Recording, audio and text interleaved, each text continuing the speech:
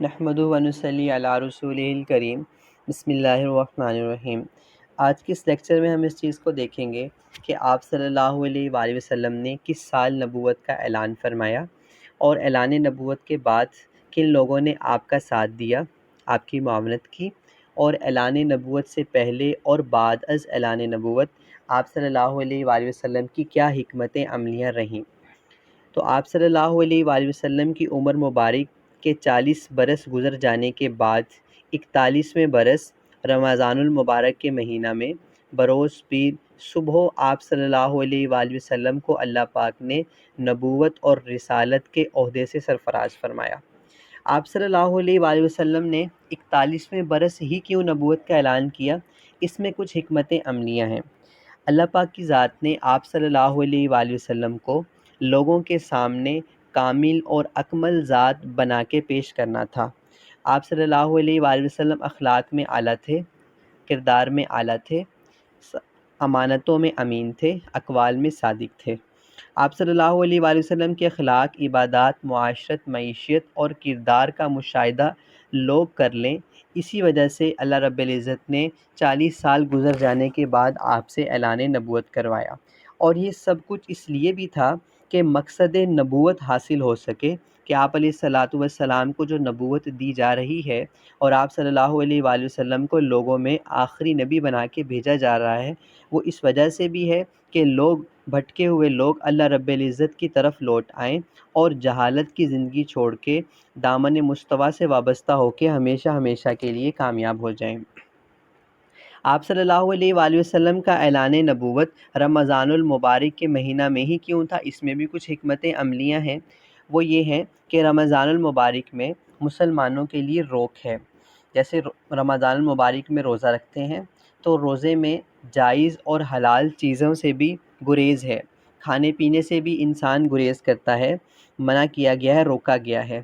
اور اسی طرح اسلام میں بھی روک ہے، پابندی ہے، شریعت ہے، یعنی اسلام میں ہم لوگ ایسے زندگی گزاریں گے جیسے اللہ رب العزت اور آپ کے پیارے نبی صلی اللہ علیہ وآلہ وسلم کی تعلیمات ہیں۔ ہم اپنی مرضی سے زندگی نہیں گزار سکتے، اسی وجہ سے اسلام میں بھی روک ہے، اور اسلام میں آپ صلی اللہ علیہ وآلہ وسلم پہ جو اعلان نبوت ہے وہ رمضان میں جو آیا ہے وہ اسی چیز کو ریلیٹ کر رہا ہے، اسی چیز کے ساتھ تعلق ہے کہ اسلام میں روک ہے جس طرح رمضان المبارک میں روک ہے۔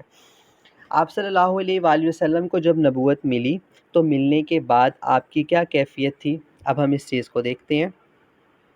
ابتدائی دور میں درخت بھی آپ صلی اللہ علیہ وآلہ وسلم کو سلام کیا کرتے تھے۔ حضرت سمرہ رضی اللہ تعالیٰ عنہ روایت کرتے ہیں کہ السلام علیکہ یا رسول اللہ، اس طرح سے درخت آپ کو سلام عقیدت پیش کرتے تھے، اور پتھر تک آپ صلی اللہ علیہ وآلہ وسلم کو سلام کیا کرتے تھے۔ آپ صلی اللہ علیہ وآلہ وسلم پر جب وحی نازل ہوئی تو سب سے پہلے جبرائیل علیہ السلام ایک انسانی شکل میں آئے۔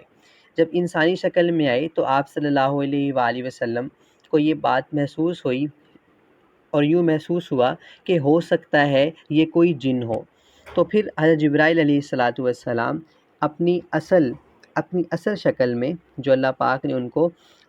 عطا فرمائی ہے، اس میں آپ صلی اللہ علیہ وآلہ وسلم کے پاس غار ہیرا اور جبل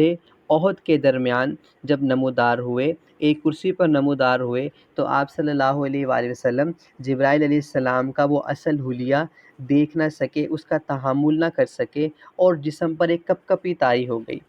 حضرت خدیجہ رضی اللہ تعالی عنہ کے پاس آپ صلی اللہ علیہ وآلہ وسلم تشریف لے کے گئے اور جا کے ارشاد فرمایا کہ مجھے چادر دو، مجھے چادر دو، جس کا مفہوم ہے تو آپ رضی اللہ تعالی عنہ نے آپ صلی اللہ علیہ وآلہ وسلم کو چادر دی، اور آپ اس کو اوڑھ کر لیٹ گئے، اور وہ جو کپ کپی طاری ہوئی تھی وہ جاتی رہی۔ آپ صلی اللہ علیہ وآلہ وسلم پر جب نبوت ملی اور آغاز میں جبرائیل علیہ السلام سورہ علق یعنی اقرأ بسمی، اس کی پہلی 5 آیات لے کے نازل ہوئے۔ اس کی تفصیل آپ کے سامنے ابھی آئے گی۔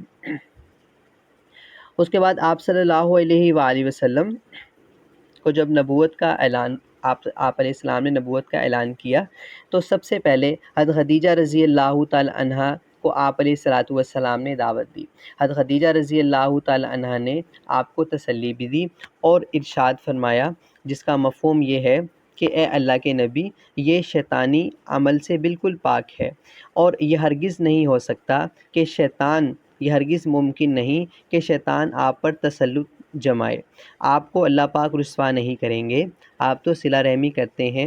اور مہمان نواز ہیں، ناداروں کا بوجھ اٹھاتے ہیں، ناگہانی آفات میں لوگوں کی مدد کرتے ہیں۔ تو آپ رضی اللہ تعالیٰ عنہ آپ صلی اللہ علیہ وآلہ وسلم کو ورقہ بن نوفل کے پاس لے کے گئیں، جو تورات کے بہت بڑے عالم تھے۔ ورقہ بن نوفل نے بھی آپ کی تصدیق فرمائی اور فرمایا کہ آپ اللہ پاک کے نبی ہیں، اور یہ عمل شیطانی تسلط سے پاک ہے۔ اس کے بعد آپ رضی اللہ تعالی عنہ نے آپ صلی اللہ علیہ وآلہ وسلم کی ایک عورت مثبت کردار جو ادا کر سکتی ہے اس سے کہیں زیادہ معاونت کی، مالی طور پر، اور آپ کے اخلاق کو لوگوں میں بیان کیا، آپ کی خوبیوں کو لوگوں میں بیان کیا، اور اپنے مال سے بہت زیادہ آپ صلی اللہ علیہ وآلہ وسلم کی مدد کی۔ آپ صلی اللہ علیہ وآلہ وسلم کے ہاتھ پہ دوسرے مسلمان ہونے والے ابو بکر صدیق رضی اللہ تعالی عنہ ہیں۔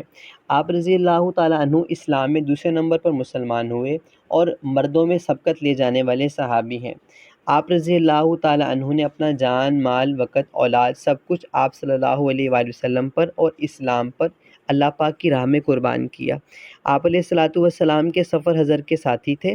حضرت ابوبکر صدیق رضی اللہ تعالی عنہ آپ علیہ الصلوۃ والسلام کی بات کو مان کر، آپ کی نبوت کا اعتراف کر کے اس بات کو مان کر مسلمان ہوئے، اور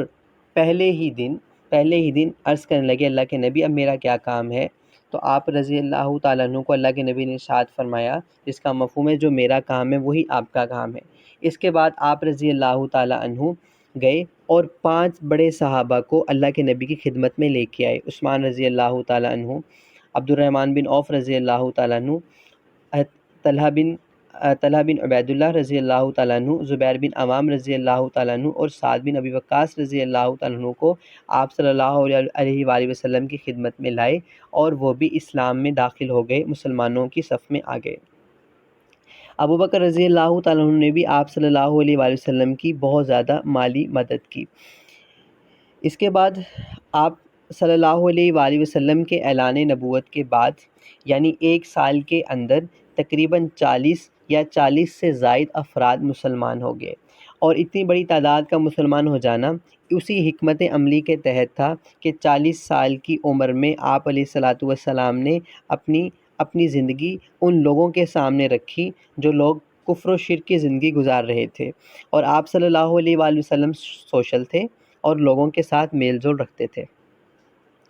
آپ صلی اللہ علیہ وآلہ وسلم کا جو انداز تھا کام کرنے کا، لوگوں کو دعوت دینے کا، وہ 1 on 1 کا، یعنی سینہ بسینہ ایک کو دعوت دینے کا انداز تھا۔ آپ علیہ الصلوۃ والسلام نے مجموعی اور عمومی طور پہ لوگوں سے ملنے سے گریز کیا، بلکہ انفرادی طور پہ کوشش کی، اور انفرادی کوشش سے لوگوں کو اللہ رب العزت کی طرف بلایا۔ تو انفرادی دعوت کی حکمت عملی آپ صلی اللہ علیہ وآلہ وسلم نے اپنائی۔ اس کے بعد آپ صلی اللہ علیہ وآلہ وسلم پر جب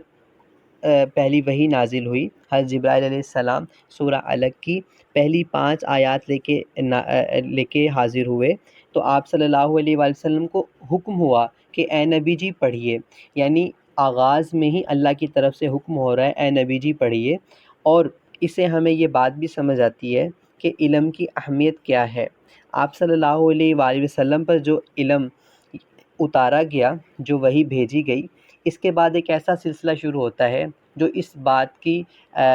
گواہی دیتا ہے، اس پہ دلالت کرتا ہے کہ آپ علیہ الصلوۃ والسلام نہ لکھنا جانتے تھے نہ پڑھنا جانتے تھے، لیکن آپ کے علوم اور آپ کے جو اقوال ہیں وہ قابل تعریف ہیں، قابل تعظیم ہیں، قابل عمل ہیں، اور ایسے اقوال آپ علیہ الصلوۃ والسلام نے ارشاد فرمائے ہیں جو آج تک اور رہتی دنیا تک لوگوں کے لیے مشعل راہ ہیں۔ تو آپ صلی اللہ علیہ وآلہ وسلم پر جس علم کا آغاز ہوا